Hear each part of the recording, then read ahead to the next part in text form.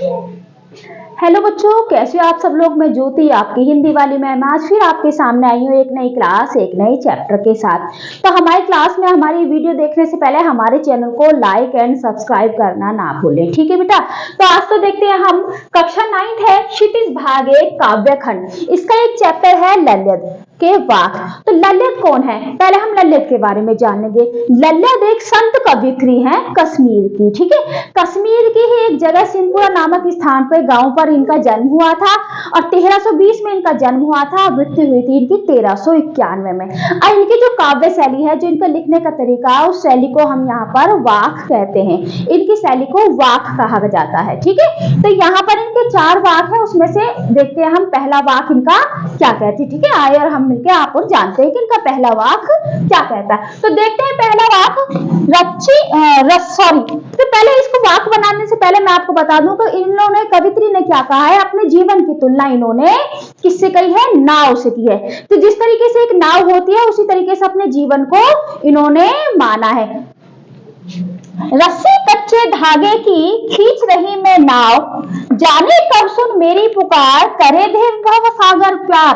पानी टपके कच्चे सकोरे, व्यर्थ प्रयास हो रहे मेरे, जी में उठती रह रहे हूँ घर जाने की चाह घेरे, ठीक है। तो यहाँ पर क्या करा है ललित ने, एक जैसे नाव की तुलना करी है अपने जीवन से, ठीक है। तो जिस तरीके से नाव को कच्ची रस्सी खींचती है, उसी तरीके से इन्होंने अब नाव तो देखो रस्सी कच्चे धागे की, वो कच्चे धागे की जो रस्सी कहा है, इन्होंने अपने सांसों को कहा है। खींच रही मैं नाव, और नाव कहा अपनी जिंदगी को, कि जिस तरीके से कच्चे धागे से हम नाव खींच रहे हैं, उस तरीके से अपनी कच्चे सांसों से मैं इस अपने जीवन को और अपने शरीर को खींच रही हूँ, ठीक है।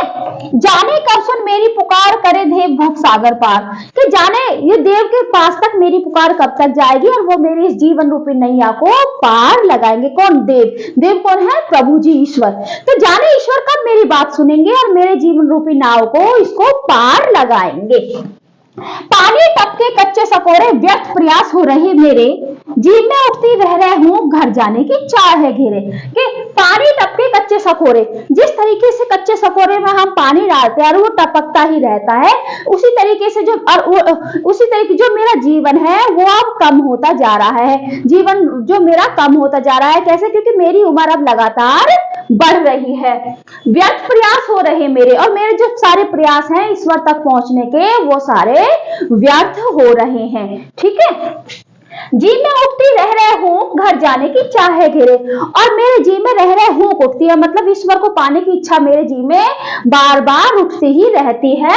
घर जाने की चाह है घेरे, घर जाने, कौन से घर जाने की, ईश्वर के घर जाने की, ईश्वर के घर जाने की अब मेरी चाह मुझे घेरे रहती है, ठीक है। ये 4 लाइन हमारी होगी, एक बार दोबारा देखते हैं। रस्सी कच्चे धागे से खींच रही मैं नाव, जाने कब सुन मेरी पुकार, करे देव सागर पार, कि मैं अपने जीवन रूपी नाव को कच्ची धागे की तरह अपनी सांसों से खींचे आ जा रही हूँ। जाने प्रभु जी कब मेरी नैया को पार लगाएंगे। और पानी टपके कच्चे सकोरे, व्यर्थ प्रयास हो रहे मेरे, कि जिस तरीके से एक कच्चे सकोरे में से पानी टपकता ही रहता है, उसी तरीके से मेरे जो ईश्वर पर जाने के सारे प्रयास जो हैं वो व्यर्थ हो रहे। मेरे जीवन में से अब पानी टपकता जा रहा है, मतलब मेरी जो उम्र है वो अब मेरे जीने की अब इच्छा मर चुकी है, और अब मेरे पास इतना समय अब नहीं है। मैं तो बस अपने शरीर को कच्चे धागे की तरह, जैसे नाव की तरह खींचती ही जा रही हूँ, किसको, अपने जीवन को। जी में उठती रह रहा हूँ, और हमेशा ही मेरे जी में ईश्वर के पास जाने की हुक, मतलब इच्छा जागती ही रहती है।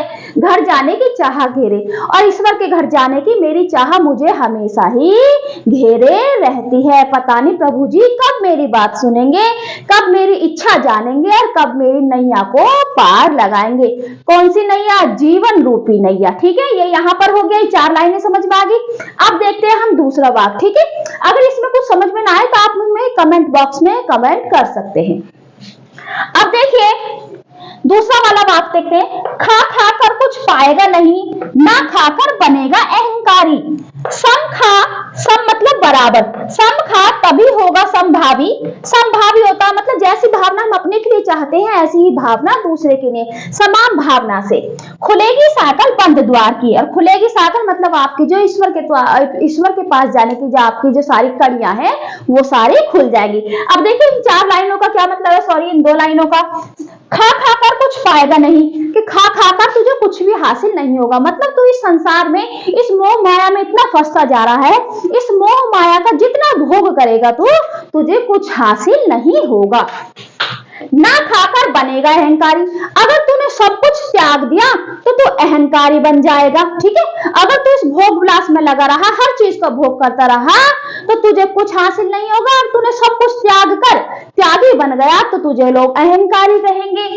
इसलिए सम खा तभी होगा संभावी, खुलेगी साकल बंद द्वार की। इसलिए सम खा तभी होगा संभावी, मतलब समान रूप में तू चीजों को भोग विलास कर, ठीक है, तभी क्या होगा, तुम्हें ईश्वर के जाने की चाह, मतलब ईश्वर के पास जाने की आपकी जो इच्छा है वो पूरी हो जाएगी। अर्थात सम खा तभी होगा संभावी, खुलेगी साकल बंद द्वार की। समान खा, सभी को समान मान, तभी जो तेरे अंदर की हृदय जो है उसके सारे द्वार खुली जाएंगे, ठीक है। तो यहाँ पर एक बार और बताती नहीं हूँ कि खा खा कर कुछ पाएगा नहीं, कि अगर तू भोग विलास में लगा रहा तो तुझे कुछ हासिल नहीं होगा। ना खाकर बनेगा अहंकारी, अगर उस भोग विलास को तूने सब कुछ को त्याग दे, त्यागी बन गया तो तुझे लोग अहंकारी मानेंगे। इसलिए समखा तभी होगा संभावी, इसलिए समखा समान खा, दूसरों को भी समान मान, तभी साकल जो तेरे हृदय की जो साकल है वो खुल जाएगी और तुझे ईश्वर की प्राप्ति हो जाएगी, ठीक है बेटा। ये दोनों आगे। अब देखते हैं इसका तीसरा वाक्य। तीसरा वाक्य क्या कहता है? तीसरा वाक्य है, आई सीधी राह से गई न सीधी राह, सुषुम सेतु पर खड़ी थी बीत गया दिन आह, जेब टटोली कोड़ी न पाई, मांझी को दूं क्या उतराई, ठीक है। आई सीधी राह से गई ना सीधी राह, कि देखिए यहाँ पर क्या कह रही हैं ललित, कि मैंने अपने जीवन में भगवान को पाने के लिए कभी भी सीधी राह नहीं अपनाई। भगवान को पाना मतलब भगवान के पास नहीं जाना, मतलब सत्य को जानना, कि मैंने सत्य को पाने के लिए कभी भी सीधी राह नहीं करी, हमेशा हमने शॉर्टकट ही अपनाया, ठीक है।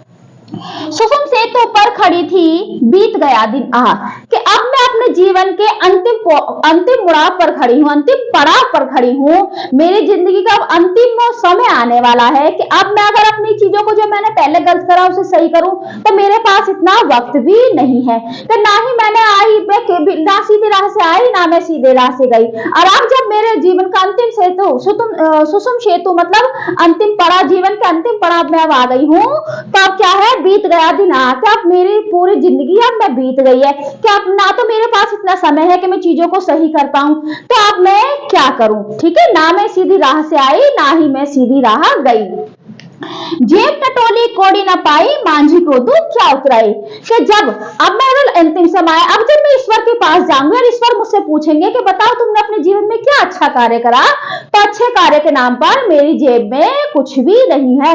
मैं ईश्वर को क्या बताऊंगी कि मैंने क्या करा है अपने जीवन में, क्यों, क्योंकि मैं अपने पूरा जीवन में ना तो मैंने कुछ सही करा ना ही मैं सही राह पर चली। और अब जब पूरा समय बीत गया है तो अब मेरे पास इतना समय भी नहीं, इतना टाइम भी नहीं है कि मैं अपने लाइफ में कुछ अच्छा कर पाऊं, ठीक है। तो अब जब मैं ईश्वर के पास चली जाऊंगी तो ईश्वर को मैं क्या क्या बताऊंगी कि मेरी जेब में अच्छाई के नाम पर एक कौड़ी भी नहीं है, ठीक है। आई सीधी राह से गई ना सीधी राह, कि मैंने अपने पूरे जीवन में ना तो अच्छा करा ना सीधे राह से आई और मैं ना ही सीधे राह से गई। सुषुम सेतु पर खड़ी थी, कि अब मैं जीवन के अंतिम पड़ाव पर खड़ी हूँ, बीत गया दिन कि अब मेरा पूरा जीवन ही बीत गया है। जेब टटोली कोड़ी ना पाई, कि जब मैंने अपने पूरे जीवन को झांका, पीछे पूरा सोचा, तो मेरे पूरे जीवन में एक भी ऐसा कार्य नहीं था जो मैं ईश्वर को बता सकूं। मांझी को दो क्या उतराऊं, मांझी यहाँ पर ईश्वर को कहा गया है कि मैं ईश्वर को अपने अच्छे कार्य के नाम पर कुछ भी मेरे पास बताने को नहीं है। जब मैंने अपनी जेब टटोली मतलब मैंने पूरे अपने जीवन को टटोला तो मेरे पास अच्छाई के नाम पर एक कौड़ी भी नहीं थी, ठीक है। ये आ गया। अब देखते हैं हम ये वाला चौथा वाक्य, थल थल में बसता है शिव मतलब ईश्वर, भेद न कर क्या हिंदू मुसलमान, ज्ञानी है तो स्वयं को ज्ञान, वही है साहिब से पहचान। साहिब भी यहाँ ईश्वर को कहा गया है बेटा, ठीक है, शिव भी ईश्वर। कि थल थल में बसता है शिव, कि ईश्वर तो कण कण में, हर जगह ईश्वर ही बसता है, ठीक है, यहाँ वहां कण कण में, थल थल में ईश्वर बसता है। भेद न कर, क्या हिंदू मुसलमान, कि कभी भी हिंदू और मुसलमान में भेद मत करो, हर जगह ही ईश्वर का वास है। वो भी ईश्वर की बनाई हुई आकृति है और हम लोग भी ईश्वर की बनाई हुई ही संतान है, सब ईश्वर की ही संतान है। तो ईश्वर की संतान में भेद मत कर कि कौन हिंदू है या कौन मुसलमान है।